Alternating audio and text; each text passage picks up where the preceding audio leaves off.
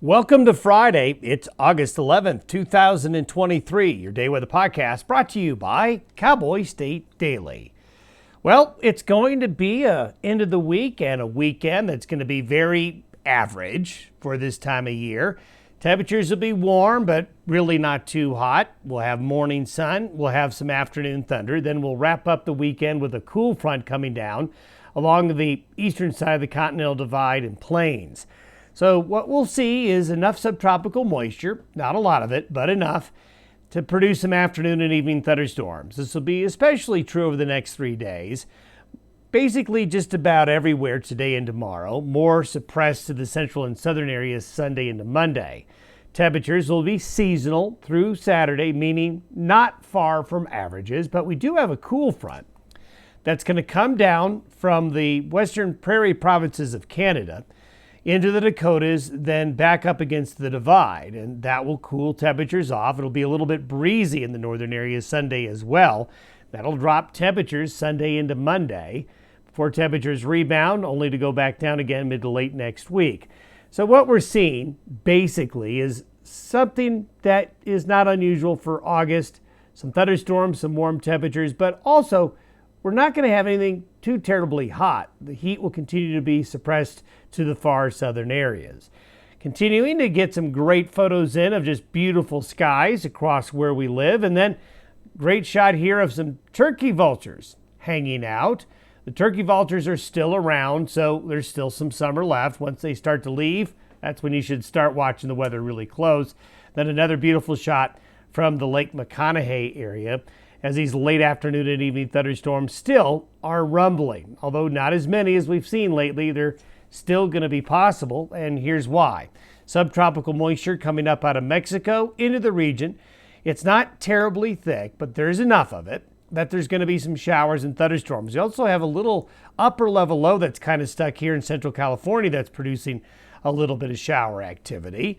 And as we go forward, heading on into the weekend, we'll see this high here over Texas and that flow around the high and the flow around this low enough. And that's just enough to get those showers and thunderstorms around. The main jet stream, though, kind of cutting off the moisture in the northern areas and keeping it south of this line here.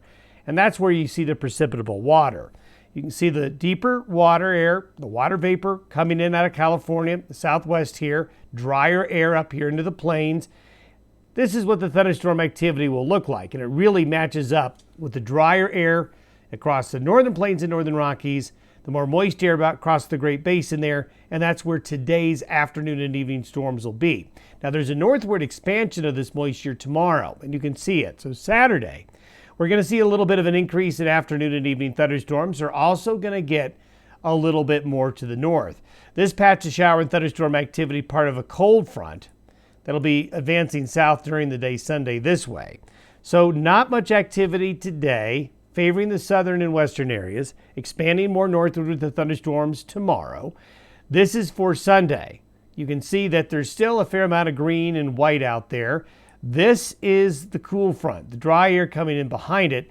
So what we're going to see Sunday is the showers and thunderstorms get suppressed by that cool front.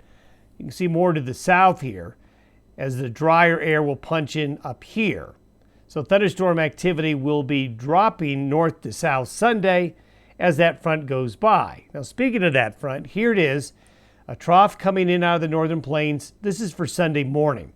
It's going to move fairly quickly, coming in out of northwest Canada and pushing southeast. It'll drag in some cooler air behind it. And if you look at the temperature change, this is for the noon Saturday time frame. Again, the real heat is down here.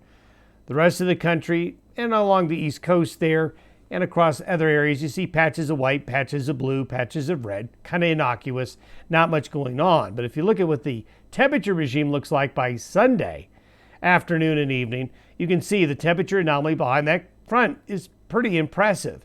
So along and east of the divide, Sunday into Monday will be breezy and cooler as that front goes on to the south and east. And then this is Wednesday. Look at this. There's another one of these fronts.